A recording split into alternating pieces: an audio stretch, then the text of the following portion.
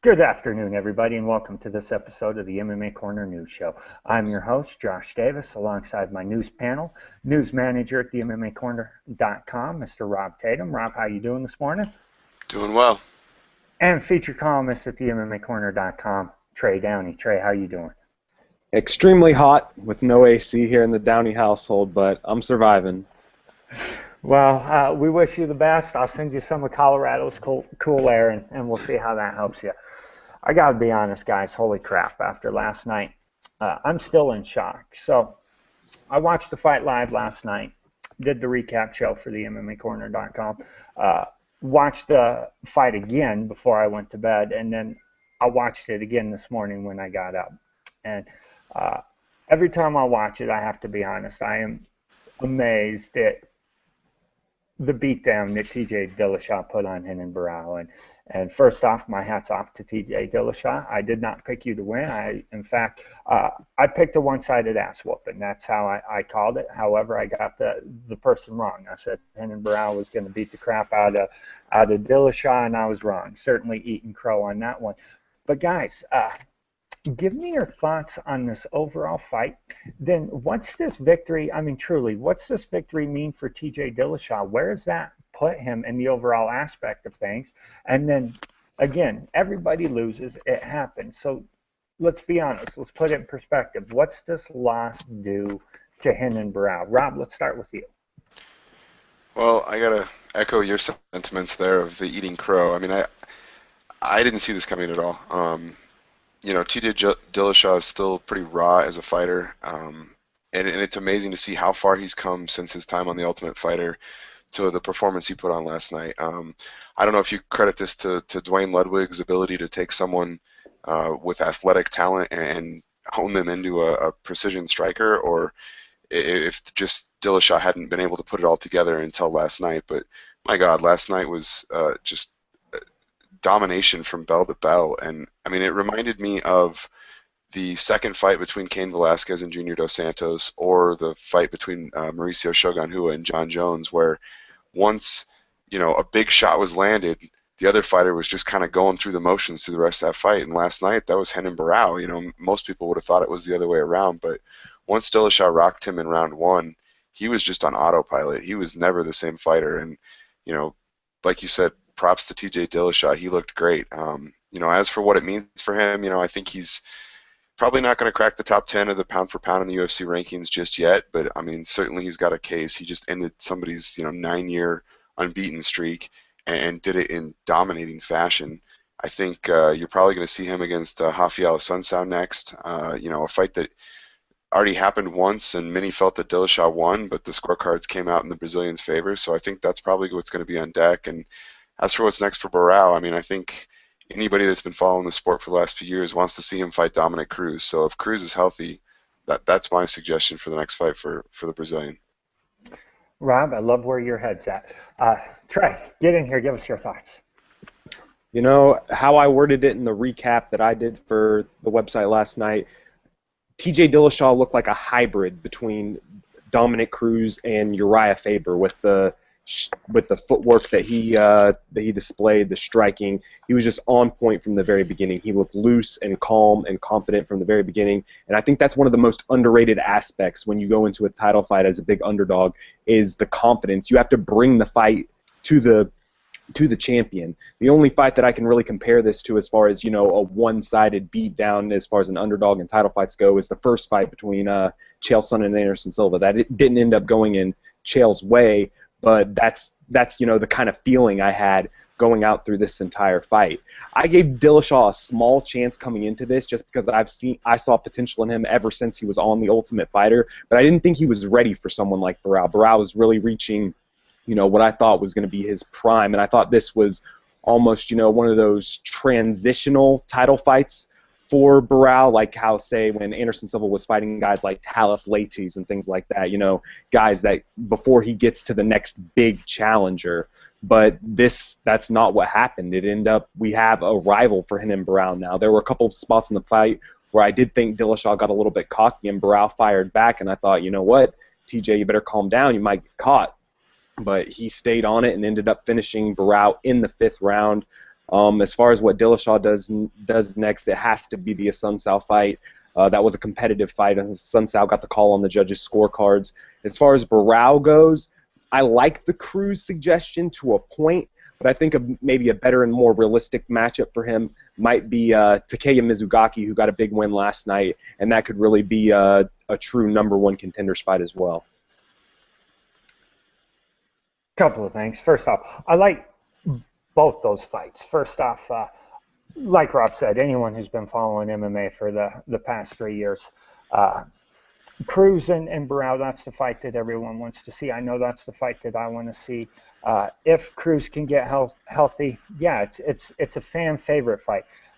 As far as the future of the division goes, and what's the immediate future of the division, yeah, Barao versus Mitsugaki, winner is the true #1 contender. I get that. However, the UFC, I mean, they're wishy-washy in a way, but they've kind of stayed true to the form that they don't like throwing guys coming off a loss against someone who's just had a big victory like that.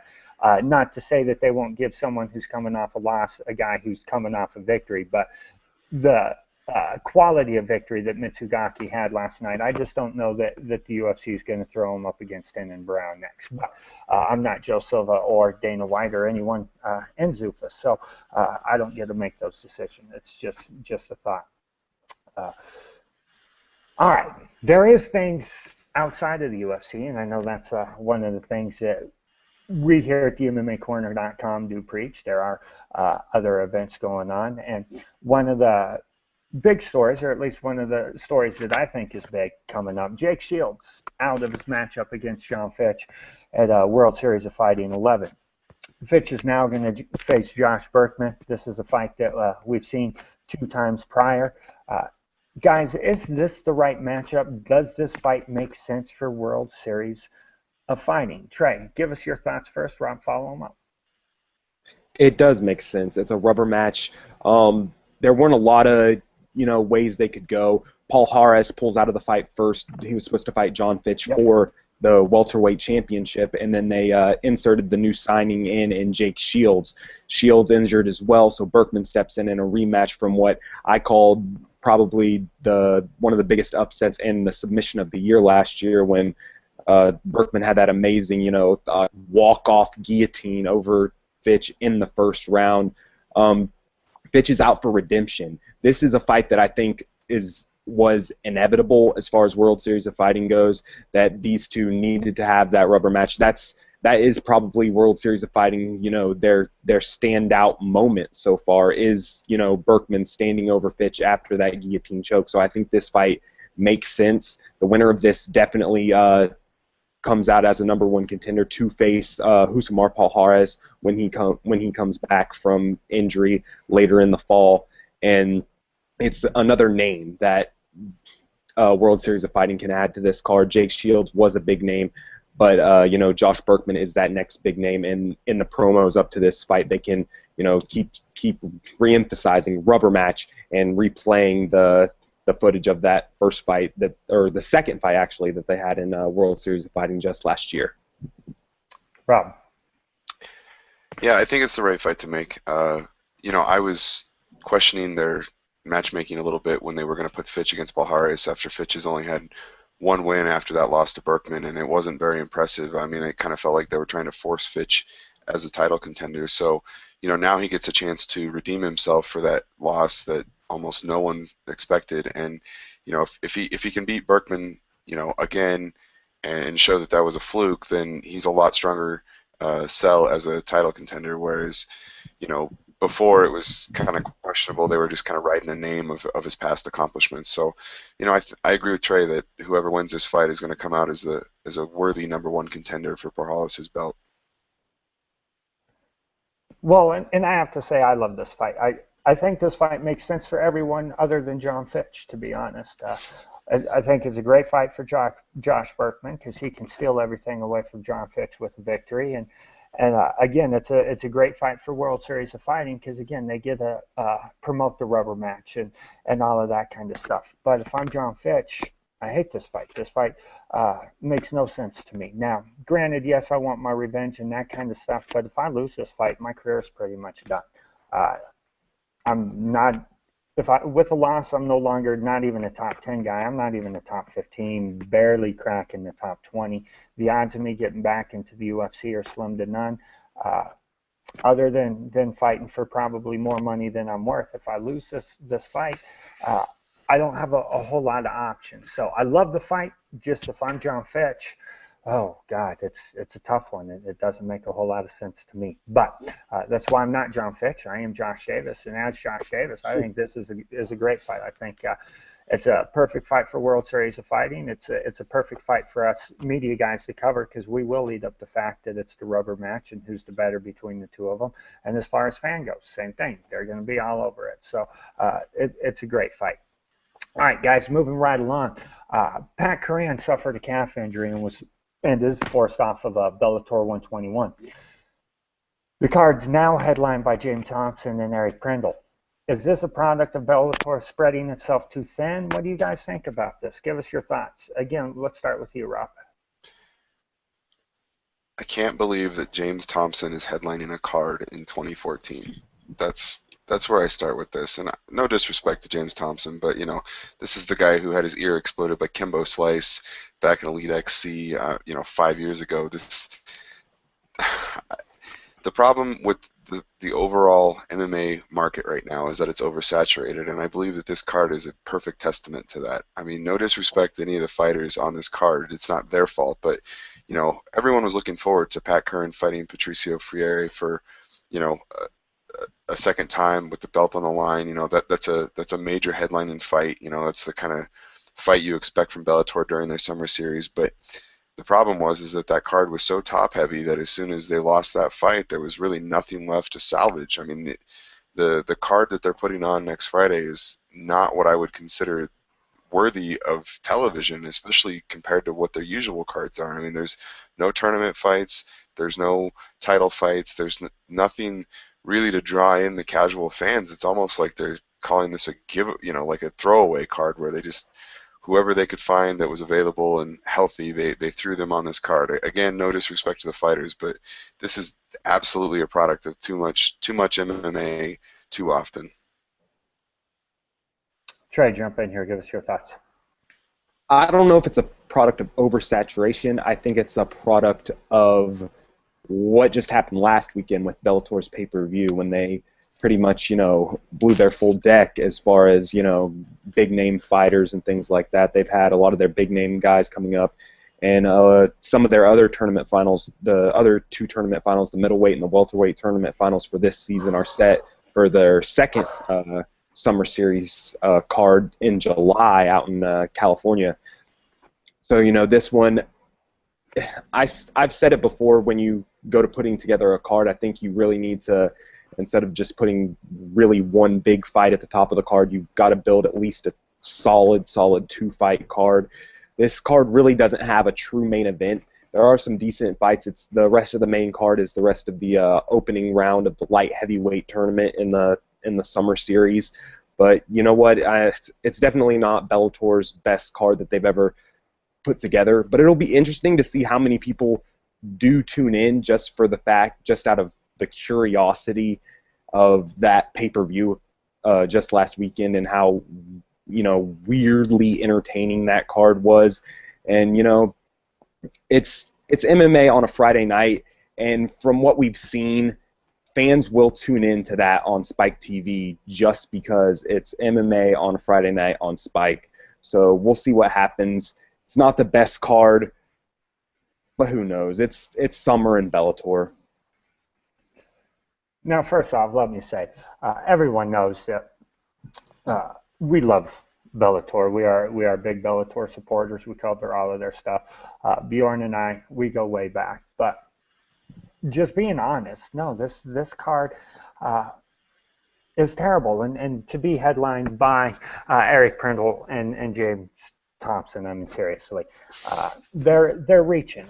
And again, no disrespect to Bellator, because I love those guys and I love the product that they put on. That's why I'm so shocked that they would be willing to promote a C-level card like what they're doing here. They did lose a quality main event, and there was nothing else. Now, I understand you can't just scrap the card, but let's look at what they did. They're pulling guys out of thin air to fill this card out. They signed Sokaju, just a couple days ago, so they could throw him on this card. And again, no disrespect to any of the fighters, but when was the last time Sokaju was relevant? I mean, he hasn't been relevant for a long time, and so I think this is probably a sign that Bellator is kind of spreading themselves too thin. We know they don't have a huge roster full of fighters. They're not like Zuffa where they have over 400 fighters under contract. Honestly, and I'd have to check the numbers to be sure, but if I was making an educated guess, Bellator probably is around 75 legitimately signed fighters under contract. And again, that's just a guess, but I do know they don't have a ton. They just don't have the roster to constantly deal with injuries. And so when guys, especially big name guys, get hurt, and we saw it last weekend with the pay-per-view, they suffer. Now, obviously, last weekend, Will Brooks stepped up and gave us an exciting fight, but that's not going to happen in this case. Again, no disrespect to Eric Prindle or James Thompson, but seriously, are they going to give us an exciting fight? Are they going to have people captivated, sitting on the edges of their seats for a main event? No, and you're the number 2 organization in the world. I just, again, as a media, as a fan, I kind of expect Bellator to be doing better things. All right, guys. With that being said, moving right along. Gray Maynard. Oh, my God. Gray Maynard. He is coming back. And this, for some people, is good news. For other people, it's bad news. Take it however you want. But Gray Maynard's returning UFC 176 against Fabricio Comas. Is this truly a loser leaves town matchup?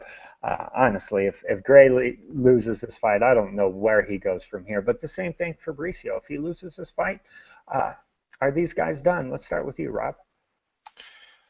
Yeah, I mean, Gray Maynard is fallen fast in the sport of MMA. I mean, he went from being a title contender, had those epic wars with Frankie Edgar, arguably won the fight at UFC 125 that ended in a draw. And, over his last few outings, he's just looked awful. I mean, he got wrecked by TJ Grant. He got wrecked by Nate Diaz. And, just seems like the miles on his body have caught up with him. He wrestled before he fought MMA, and then just through the years, he always seemed like a guy who could take a solid punch, but his last few outings, that just hasn't been the case.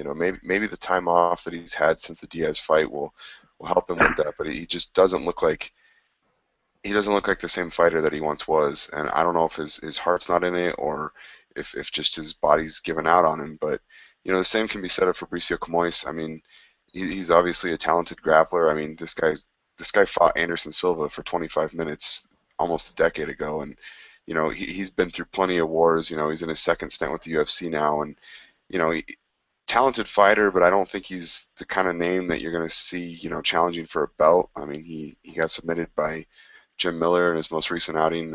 He definitely needs a win, probably to keep his job, and the same is probably true for Gray Maynard. If he loses this fight, I don't know if the UFC is going to cut him. I mean, he's been a title challenger in the past, and has been with the company for a long time, but I don't see how you sell him beyond this fight if he loses. Trey, jump in here. Give us your thoughts. I kind of hate to say it about a guy that has, the history and a cagey veteran like Fabricio Comois, but I think this is the second time in a row that the UFC and Joe Silva are almost using him as a guy to get one of their, more well-known name lightweights, a guy who's been a top contender before, back on track. That Jim Miller fought Comois back at UFC 168, I believe, and got back on track with a good win, got another win, and he's now back headlining a card this summer. We'll see if Gray Maynard still has that. Maybe the time off is really what Gray Maynard needs. His last fight was back at the Tough Finale late last year. So, Gray Maynard has always been a guy that I've enjoyed watching throughout his career. His striking greatly improved from a guy who was just a flat-out wrestler. That's it on The Ultimate Fighter. His chin has waned recently from those wars with Frankie Edgar, as Rob said, and he definitely needs a win here if he wants to keep this going. He's said in the past that he wants one more shot at Edgar before all is said and done. And if any trilogy in the UFC history deserves a fourth fight, that would be it, because they're 1-1-1 with the draw, with one of the best fights we've ever seen at UFC 125. So I'm only hoping for the best for Gray Maynard, and the same goes for Camoys. They both really need a win here to get their careers back on track, and I think that will make for a good fight this summer. Well, I certainly think it's going to make for an interesting fight, and we'll start with Camoys. He is on a 2-fight losing streak. Lost to Melvin Dillard, and then in his last fight, he lost to Jim Miller. And Trey, you bring up a good point, because really the UFC does this a lot with a lot of people, and I think Camoys is one of those guys where he's a fight filler. I'm not going to say he's brought in to lose, but he is brought in as someone, all right, this guy should be to be able to get back onto his winning ways, and I think that's what the UFC is doing with Gray Maynard here. The thing with Gray is, honestly, I think his career is done. He's won 1 fight in his last 4. He's not looked good. He's been completely dominated in his 3 losses. He was knocked out by Edgar. He was knocked out by Nate Diaz, and then obviously he was just completely brutalized by TJ Grant. I think he's lost his chin, and when that happens, you're never the same. And while Gray was at one time a great fighter, he's up there in years. He's no spring chicken. He's an older guy. I want to make sure I get his age correctly here, but he is 35 years old. I mean, he's 35 years old, and he's been brutally knocked out several times. So I don't know. I think his career is done, but this is going to be an interesting fight. It'll be interesting to see how both guys perform, knowing that if they want to continue in the UFC, it's a must-win situation for them. So UFC 176, I am looking forward to that one. All right. Rounding out the show, guys, I have to go back to last night's event. There's no two ways about it. Daniel Cormier looked like a beast. I mean, he did manhandle Dan Henderson, which, again, if you follow the sport, if you know anything about it, it wasn't really shocking that he did that. I mean, he's in his prime, and Dan's not at the moment. But with all that being said, based off the way Cormier looked last night, is he the guy? Does he deserve the winner of Gustafsson and John Jones? Rob, I want to start with you first on this one. I don't know what else he can do to convince people that he's the number 1 contender. I mean, it would be unfortunate if he has to fight again, in my opinion. He ragdolled Dan Henderson last night. Like, it's hard to believe those are 2 Olympic wrestlers, because there was just such a discrepancy. Obviously, Henderson's probably better suited for the middleweight division at this point in his career, but that was just a beatdown. There's no other way to put it. And, Cormier did the same thing at heavyweight against Josh Barnett, someone who's, 60, 70 pounds heavier than Dan Henderson. Cormier is, without question, the most dominant wrestler in the sport. And if there's anybody that can offer something new against John Jones, it's got to be Daniel Cormier.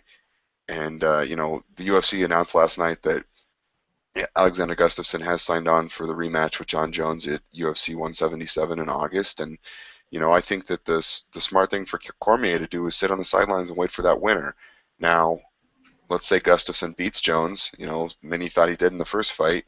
There's probably going to be an immediate rubber match between those two. And if that's the case, then I think there's a case to have Cormier fight again, maybe have him fight Rashad Evans like he was originally supposed to do earlier this year, or, maybe an Anthony Rumble Johnson or someone like that. But I don't think there's anything else that Daniel Cormier needs to do inside the octagon to convince me that he's ready for a title shot against the John Jones Alexander Gustafsson winner. Trey, jump in here. I completely agree with Rob. The quality of competition, might not be the greatest since he's dropped down to 205. We all know what the Patrick Cummins fight was, and Henderson definitely passed his prime. People expected this to be the one-sided beatdown that it was. But when it comes to a fight like that, when you're going in as a big favorite, you need to go in and do that. You need to go in and get the job done and look dominant. And that's what Cormier has done both times. He hasn't just gone through the motions and made it look like, the other guy was really at his level. He looked like the odds maker set the fight in both instances, and that's why I think he does deserve the title shot. It's unfortunate, the timing of it, that now he'll have to sit out so long to wait for the title shot. But as I've said in previous shows, the light heavyweight division is lacking seriously when it comes to depth, and there really isn't, that next guy that Cormier could really fight for a number one contenders bout. There is Anthony Rumble Johnson out there, but he's already signed up for a fight at UFC at the card in San Jose this summer against Antonio Rogerio Nogueira. Who knows? So we know that fight's not going to happen.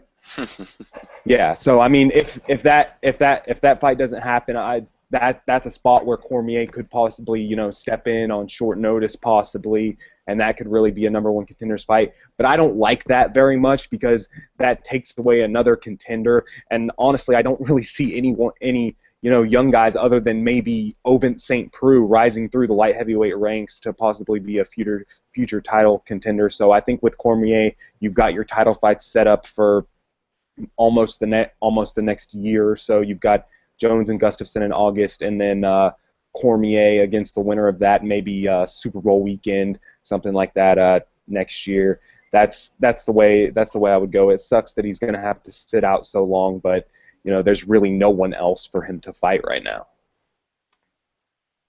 Yeah, and here's the thing. Cormier kind of alluded to this last night at the post-fight press conference. It doesn't sound like he's going to be sitting out. I mean, if they told him he'd be waiting for a title shot until Super Bowl weekend of next year, we'll see him fight again. He's not going to sit out that long. Now, if they tell him, hey, you're looking at November of next year, they fight in August, and we'll give them 3-4 months, your late November or the end of the year card. I could see Cormier sitting out that long. However, if it's going to be any longer than that, he wants to stay active. He is averaging a fight every 3 months over his last 5 fights. So he does want to stay active. Now, here's the thing, and here at the MMA Corner, we deal with facts and truths and what's actual. But sometimes I, Josh Davis, like to go into fantasy land, and Rob hates it when I do this, but I'm going to do it anyways. I love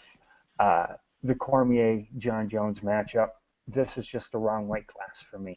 I want to see them getting it on at heavyweight, and I want to see the winner of that fight fighting Cain Velasquez. Because as a fan, and just the fan aspect, these are the fights that truly make sense to me. When I'm shelling out my $60 for a pay-per-view, these are the fights that I want to see. Because right now, there's no question that I think John Jones, and no disrespect to Gustafsson, because I do think he won the last fight. I just don't think he can beat John Jones consistently. I think John probably beats him 7 out of 10 times.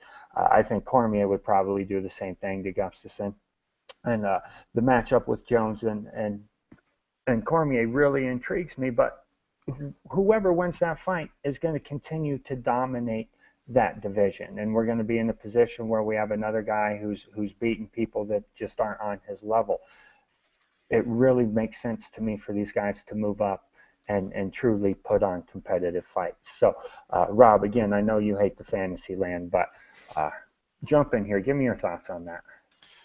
Well, I don't think it matters where Jones and Cormier fight, whether it's heavyweight or light heavyweight. My thought on that is if Jones beats Cormier, then he should move up to heavyweight to face Velasquez, because I don't think there's any other legit contenders at 205. I mean, Trey kind of beat that horse to death a minute ago. There's definitely a void of contenders because Jones is already, has 7 straight title defenses. He's pretty much beaten everyone in the top 10 other than Cormier. So, if Jones gets past Gustafsson and if he can beat Cormier after that, then I would be a proponent of Jones and Velasquez. Cormier is never fighting Velasquez. It's just not going to happen. So I'm not even going to comment on that. It's just not going to happen. They're friends. They're teammates. It's not going to happen. Trey, give us your thoughts. I disagree about this fight needing to take place at heavyweight. I mean, what's the point of that? If those two go up to heavyweight, what do we have? What do we have in the light heavyweight division? I mean, that makes your champion either Rashad Evans or Anthony Johnson. No disrespect to either of those two guys, but first of all, those two aren't going to fight, and second of all, that it just kind of stinks when you know that the guy that just moved up really, could be the champion in that division if he wanted to. So I definitely agree with Rob that Jones moving up to heavyweight after beating Cormier, he would have completely cleared out the light heavyweight division, unless, I'm really intrigued if to that point Anthony Johnson would be ready for a title fight if he keeps winning. I think that fight still would make sense down the road for John Jones, just based off of how Anthony Johnson has looked at 205, especially against Phil Davis. So that's my opinion on that. Jones moving up to heavyweight at some point is an inevitability, but Cormier moving back up to heavyweight, I think he's too small to be a heavyweight. He's in the weight class where he belongs now. Well, a couple of things. First off, I completely disagree that he's too small to be a heavyweight. He's bigger than Cain Velasquez. So if Cain can be a heavyweight, then there's no doubt that Daniel Cormier can be a heavyweight. Now, with that being said, again, it was fantasy land. No, I know Velasquez and Cormier are never going to fight. They've made that very clear. But first and foremost, I am a fan, and as a fan, fights that I want to see. That is the fight that I want to see. That's the fight that truly makes sense. Again, who is going to be the best. And as for John Jones moving up immediately, let's say, again, when you're dominating everybody, it does make sense to move up. And while, yes, you can be a champion of a division where somebody just left, it's all about competitive fights. And really, as a fan, that's what I'm looking for, and that's the only reason I bring it up. Obviously, I'm not an idiot. I know that these fights aren't going to happen. But again, in fantasy land, perfect world, it would be great to see some of these fights. All right, guys, that is our show. Let's get to our final topics of the day. Trey, let's start with you. A lot of people seem to forget one of the biggest aspects in the history of what's made the UFC what it is today is the Ultimate Fighter. The start of that show back in 2005, debuting on Spike TV Monday nights right after Monday Night Raw, that's one of the biggest things that made me a UFC fan, debuting after Raw. The world knows me and my pro wrestling, so watching that afterwards was a Monday night tradition. But lately, it seems like people have grown tired of that show. There's been a lot of hate involved when it comes up, another season of The Ultimate Fighter, this again. And people have, diminished its capability to turn out capable fighters and turn out capable stars. And people who say that are just wrong. Look at UFC 173 last night. 3 Ultimate Fighter competitors, great performances. We started off on the Fox Sports 1 prelims with Chris Holdsworth, the winner of the Rousey and Tate season, getting another win. A guy out of Team Alpha Male who could eventually, be up there to challenge his teammate, someone who I'll talk about later in this. Then you had Tony Ferguson, another Ultimate Fighter winner, getting another win, a great knockout of Katsunori Kakuno. And I misspoke, not just 3 Ultimate Fighter winners. And then you had Michael Chiesa as well with another great performance. He's only had the 1 loss in his UFC career in a great fight against Jorge Masvidal. You've got other guys coming up the ranks like a Kelvin Gastelum, who looks like he could be a future title contender at 170. Say what you will about Uriah Hall, I think the guy still has a heck of a future at 185 pounds. And let's get back to it. You've got the man of the weekend, TJ Dillashaw, becoming the UFC bantamweight champion last night. And he was a runner-up on the Ultimate Fighter. John Dodson, a flyweight, knocked him out to win the title. And both of those guys are pure stars. The Ultimate Fighter is still producing stars, and it's still big for the UFC. We still need to pay attention to this show, people. I have to completely agree with you, Trey. The Ultimate Fighter, since season 1, has been putting out stars. When you think about all the different guys that have fought for titles over the years, including Nate Quarry, who Yes, he was highlight reel knocked out by Rich Franklin, but from the very first season, they have been putting on uh, quality fighters. Now, obviously, not everyone has panned out. There are still the fighters out there that just didn't make it. But again, overall, that show has been quality. And I think one of the guys that Trey didn't mention is probably the most underrated fighter of all time coming off that show is Kenny Florian. I mean, that guy fought in 4 different weight divisions, fought for the title 3 different times. I mean, that show really had, not only helped put the UFC on the map to the mainstream, but gave a lot of guys opportunities that they wouldn't have otherwise had. And yeah, I think it's great. Rob, give us your final thoughts for the week. Well, I hate to end the weekend on a sour note, but not everything in the world of MMA is positive. One of the things we try to do at the MMA Corner is, try to focus on the facts, like Josh said earlier, and focus on the fights and the fighters themselves, and not get lost in the tabloid headlines and everything. But, this past week there was a couple things that, we didn't cover on the site, but I wanted to talk about just, to let fans and people know that we do acknowledge this stuff. We just try not to shed too much light on it. And, one of those incidents involved former UFC fighter and former Pride fighter Renzo Gracie.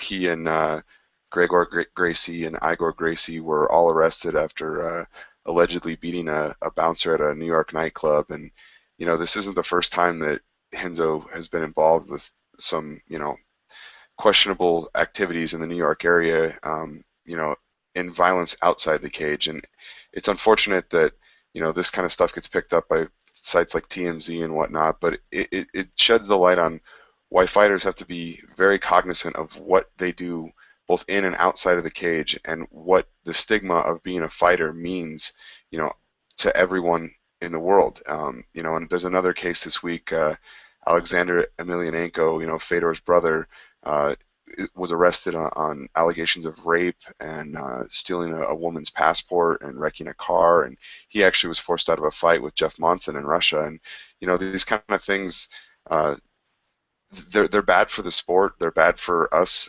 from a media perspective. It's just an unfortunate thing, and I hate to get on my soapbox, if you will, but just a reminder to everyone in this sport that it can be torn down just as easily as it's built up. Whether you're a fighter or a fan or a media member, if you're not cognizant of everything that's going on, and you allow things like this to happen, and you focus so heavily on that sort of stuff, then the negative stigma that sometimes surrounds the sport only gets worse. And here at the MMA Corner, our goal is not to tear the sport down. We're here to support it and build it up and support the fighters that are here to compete and entertain, not those that are here to make headlines for the wrong reasons. And Rob brings up excellent points there, and I'm going to piggyback on that. The MMAcorner.com was started with the idea of covering the positive aspects of the sport, because the sport gets enough negativity as it is, and truthfully, there are very few sites that actually dedicate themselves to the positive things of the sport. Now, with that being said, the MMAcorner.com also has a high level of professionalism, and with that, we don't cover stories like that where again, there's wishy-washy facts. You never know what truly happened, but it's gossip, and we don't do that. We deal with the facts, and that is largely responsible by Mr. Rob Tatum, the news manager at the MMA Corner, and then the guy who gets absolutely no credit, but without him, the MMA Corner would not run, and that's our editor, Brian Henderson. Those two individuals right there are the ones that actually keep the level of professionalism that we have at the MMAcorner.com. They're the ones who fact check everything that get put out on the site. They are the two that make sure that everything that you see on the MMAcorner.com is quality reading material and not some BS story that was just pulled from the woodshed. So with that being said, when you get a chance, email those guys, let them know that you appreciate all the hard work that they do. Again, that's Rob Tatum and Brian Henderson. All right, guys, that is our show for today. Do want to thank everyone for watching. Want to thank my panel, Rob Tatum and Trey Downey. Until next weekend, guys, keep living the MMA Corner lifestyle. I'm Josh Davis. Peace.